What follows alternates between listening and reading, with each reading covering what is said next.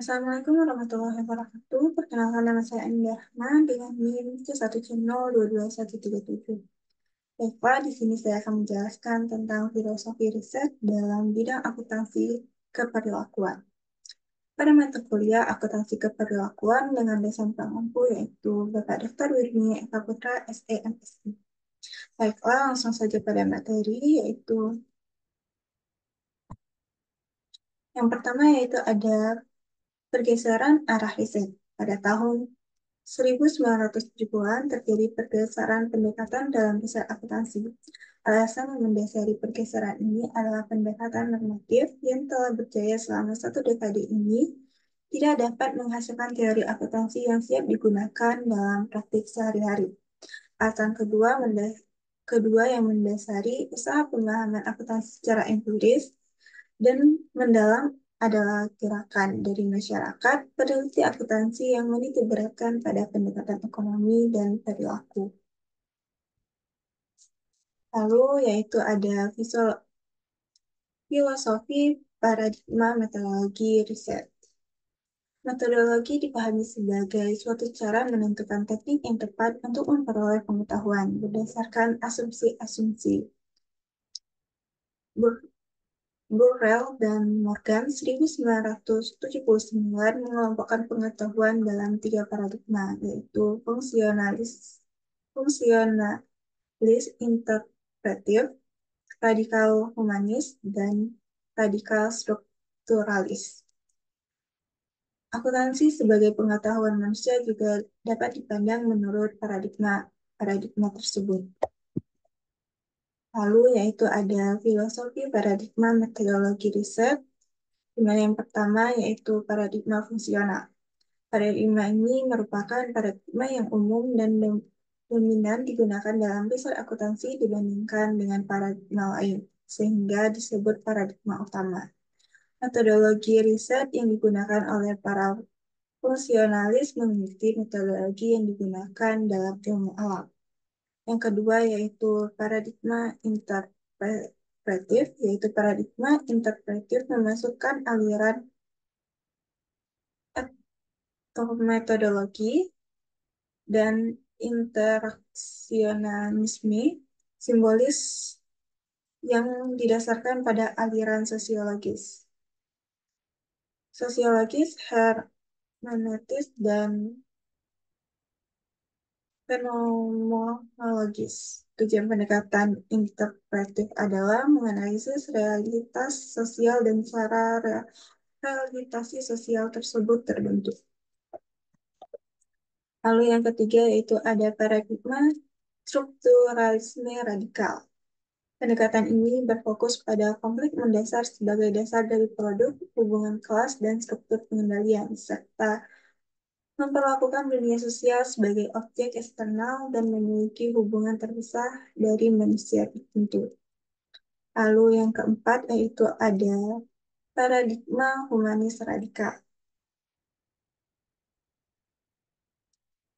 Tacitus menyatakan humanis radikal yang mengutamakan idealisme humanistik dan nilai-nilai dibandingkan dengan tujuan organisasi.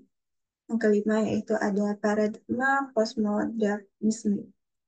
Postmodernisme menyajikan suatu wacana yang sedang muncul yang meletakkan dirinya di luar paradigma modern. Bahkan dapat dikatakan bahwa paradigma postmodernisme merupakan obsesi dari paradigma modern. Lalu yaitu ada peluang riset akuntansi keperilakuan pada lingkungan akuntansi. Yang pertama yaitu ada audit.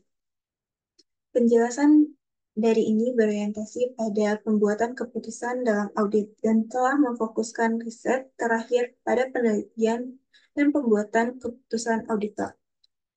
Riset audit menyarankan bahwa terhadap suatu peluang yang berhubungan dengan pemahaman dan evaluasi hasil keputusan audit. Yang kedua yaitu ada akuntansi keuangan. Pentingnya riset akuntansi keuangan yang berbasis pasar modal dibandingkan dengan audit menunjukkan kurang kuatnya permintaan eksternal terhadap riset akuntansi keperluan dalam bidang keuangan. Lalu yang ketiga ada akuntansi manajemen. Pada awalnya, analisis ini menunjukkan bahwa riset akuntansi keberlakuan dalam bidang akuntansi manajemen merupakan pertimbangan yang lebih luas dibandingkan riset yang sama dalam akuntansi keuangan dan memungkinkan pencerminan tradisi lama yang berbeda dari riset akuntansi keberlakuan dalam bidang audit. Yang keempat, yaitu ada sistem informasi akuntansi. Keterbatasan riset akuntansi keberlakuan dalam bidang sistem informasi akuntansi adalah kesulitan membuat generalisasi meskipun berdasarkan pada studi sistem akuntansi yang lebih awal sekalipun. Lalu yang kelima, ada perpajakan. Riset akuntansi keberlakuan dalam bidang perpajakan telah memfokuskan diri pada kepatuhan dengan melakukan pengujian variabel, psikologi, dan lingkungan. Lalu yang keenam yaitu ada pertumbuhan riset akuntansi. Indikasi penting dari pertumbuhan minat dalam pendekatan perilaku terhadap akuntansi merupakan pengaruh dari paradigma perilaku. Lalu selanjutnya yaitu ada perkembangan terakhir. Bumper 1993 telah mengidentifikasi riset akuntansi keperlakuan yang diterbitkan selama periode 1987 sampai 1991 di Accounting Review, Contemporary Accounting Research, Journal of Accounting Research, dan Accounting Organisasi and Society. Jurnal-jurnal tersebut umumnya dipilih karena merupakan jurnal yang paling banyak menerbitkan bagian riset ini dengan metodologi yang terbuka untuk seluruh subjek akuntansi. Dickman 1993 telah menggunakan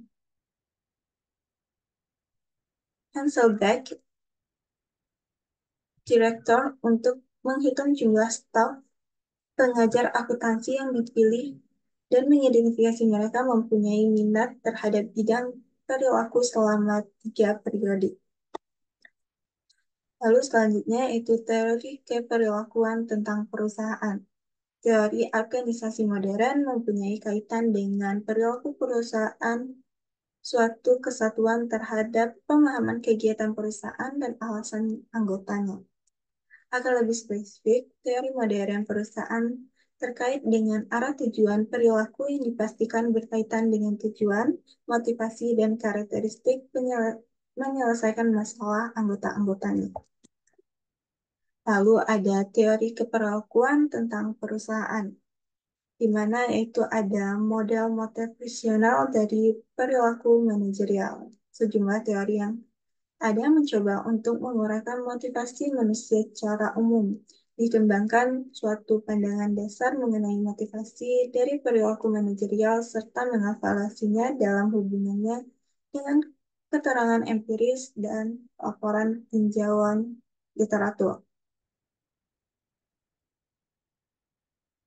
Frank Lucas dikutip dari Robin melihat masalah mengenai apa yang dilakukan oleh para manajer dari suatu perspektif yang agak berbeda. Lalu yaitu ada wawasan untuk masa depan. Saat ini dengan pendekatan riset yang lebih terbuka, masalah-masalah tersebut kembali menjadi masalah-masalah riset saat ini. Di masa yang akan datang, apakah masing-masing individu akan melakukan pelatihan yang lebih baik dengan kemampuan untuk menarik identifikasi atau masalah-masalah yang mudah dilakukan dengan bekerja dengan ketekunan dan keuletan agar berhasil dengan disiplin ini. Baiklah, sekianlah presentasi saya pada kesempatan kali ini, yaitu mengenai filosofi riset dalam bidang akuntansi keperilakuan.